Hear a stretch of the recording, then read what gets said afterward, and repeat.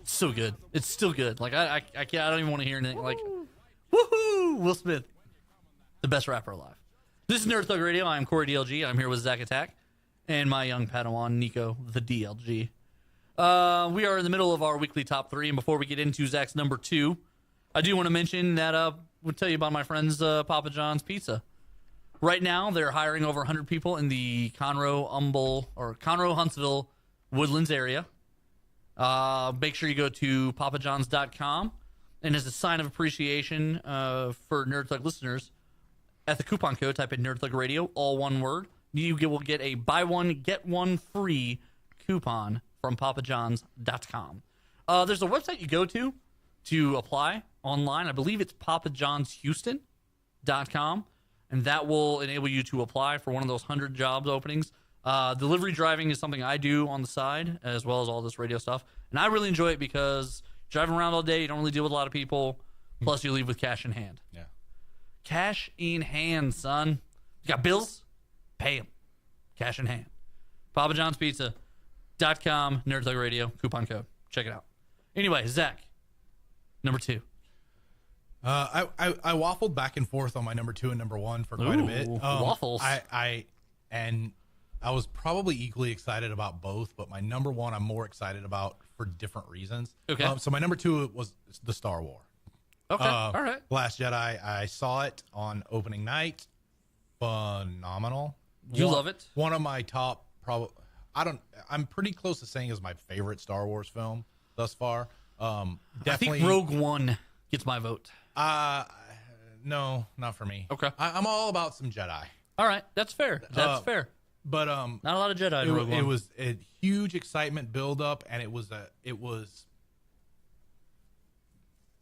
I don't really try to get into too much before I see, especially Star Wars movies, especially with things like YouTube now. I try to stay away from a little bit like the theories about what's going to happen. The fan theories? Yeah, sometimes I'll read some of them just for a laugh, but this one I kind of tried to stay away, but it was so excellent, and like so many fan theories were so off the mark that like... I definitely didn't see anybody who got it right. No, and it was just a great movie. Like, I thought the character development was really good. I thought...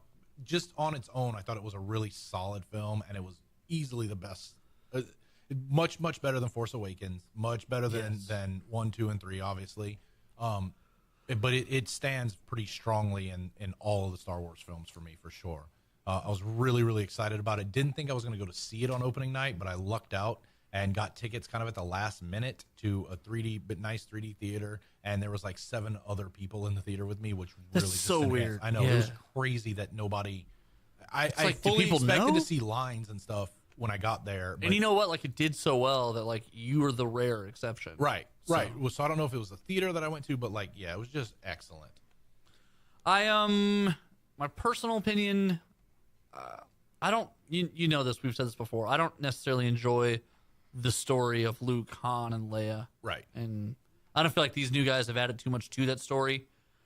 This movie was interesting, though. There's some twists in this movie. What a twist. But overall, I think Rogue One is probably still easily the best one. And I think the universe is an interesting place, but I'm not in love with these characters. They never grabbed me. I don't know. I wasn't grabbed much by them in Force Awakens. I was more excited about the potential of them. And I think this one, the dynamic between Kylo Ren and Rey, I think that was a great piece. And yeah, I think that was do. And I do, and I'm with you. I think the Skywalker thing, like, it's kind of it's winding down. And I almost made a comment there that would be a spoiler. I can't. Well, and it's clear in this movie that it's kind of winding down, and I do like some of the things they revealed about Rey. Yeah, that introduced her as kind of a character in her own right. Right. No, I agree with you on that. Before we say too much, though, we'll move on. But a lot of people didn't like it online. I don't have a problem with this movie. I think it is probably one of the better of the trilogies. Yeah, but trilogy of trilogies. But it's still not something that I thoroughly like. I don't know. It was okay. You're weird. It was only all right. That being said, my number two, again, no particular order because they're kind of all, so it doesn't compare, but these are all just the 3 things that got me really excited this year. The trailer for the Avengers Infinity War. Oh, that was a good one. That was a big deal. Just recently debuted. Yeah, I saw it in Star Wars. Oh, really? Actually, That was the first time you saw Yeah, it? because I've been staying away from the internet in terms of like anything movie related, just on the off chance I didn't want to come across something. That's fair. So, I mean, the trailer is huge. It's awesome. Yeah. As the build-up continues, you're going to hear more and more from the people involved.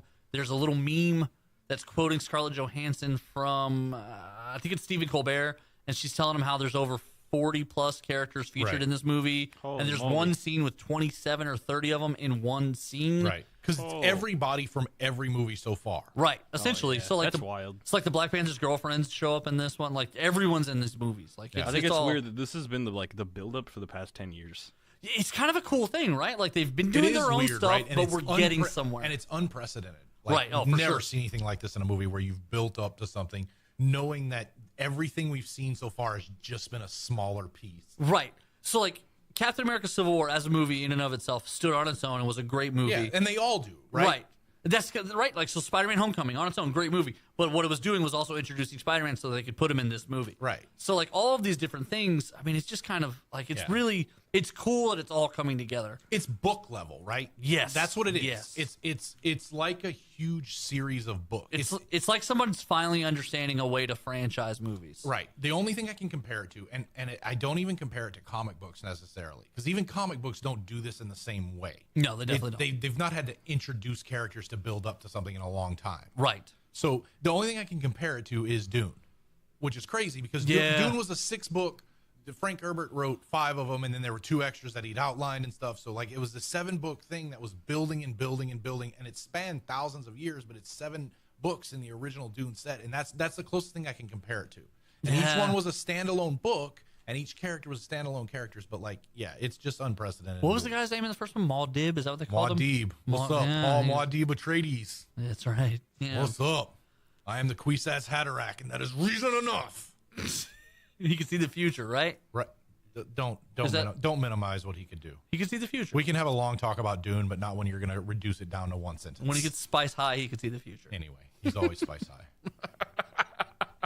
Essentially, he's a drug abuser. He's the desert mouse. Right. In that movie, he's a drug abuser. Stop. He's a drug addict. Okay, anyway. And he abuses spices. Corey liked the trailer.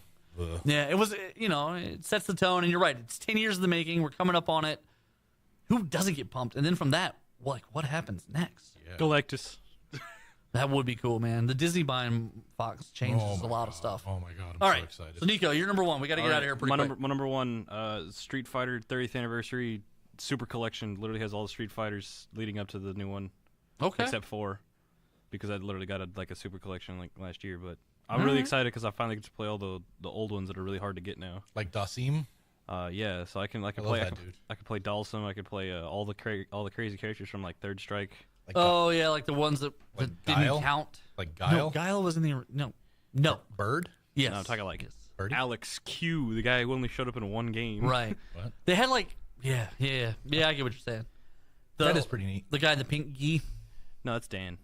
Q, Oh, Q yeah. is this. He's like a 7-foot tall masked man. He just has this big metal mask, and literally he's just going on a quest I think to you're find thinking the of strongest. Vega. No, like he's 7 foot tall, metal mask, trench coat. And he's just going around beating everybody up, trying to find the strongest fighter. I think you're thinking of Vega. No, Vega's the Vega- guy with the claw. Yeah, Vega brought a claw to a street fight. No, I know. They were like, no weapons, and he one. was like, what? What? This is my hand. Too late. I'm like a pirate. I brought my hand claw. What are you going to do? Right. Get clawed in the face. Zach, you're number one. Doctor Who, man. The Christmas special. First of all, I'm excited about the Christmas special that's Okay. airing today. I'm not going to see it today. I'm going to try to see it in the theaters because Fathom Events is doing it on the theater. Ooh. But it's the 12th Doctor. It's his last episode, and it's the first Doctor that they brought this other actor in to kind of play the first Doctor who looks just like him. Plus the debut of the female Doctor, which I'm really, really excited about. Oh, it's all in one episode. Yeah, it'll tease her, right? Like, because that's usually what they do at the end of the Christmas Yeah, they episode. kill one when guy and then they... Yeah, they'll bring her in, which I'm really, really excited about. I know nothing about this actress. I just know that it's the first female Doctor, and I'm psyched about it. I was actually going to ask about that at some point during the show. And they're getting a new writer and showrunner, so I'm also thrilled about that. So you didn't like the direction of the last couple seasons, right? I didn't like the way Stephen Moffat wrote. Steven Moffat's a hack. Yeah, Confirmed. he is a hack. I don't like the way he writes women. And so I think that the companions were weaker than they have been in the past with Russell T Davies. But I'm really, really excited to have somebody else write this woman. And as much as I love the 12th Doctor, I'm really excited to see the first female Doctor. Okay. All right. So we're up against it here, so I don't get to elaborate. I gave all my time to my guest because I'm a generous host. But my number one was Spider-Man: Homecoming. Really? Yeah, I think it was a great movie. And It was a great movie. I love the character of Spider-Man when they get him right. In high school, Spider-Man struggling to do right from wrong, struggling to deal with all these things. He gets the girl, but has to abandon her to fight the Vulture.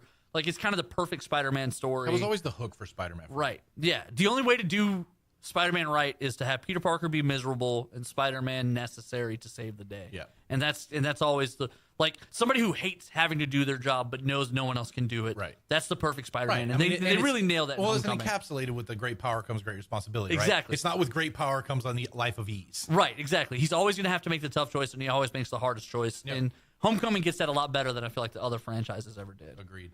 So with that being said, when we come back, we're going to do one of these again, the Nico segment. What? I know. Wow. Nerd Thug Radio.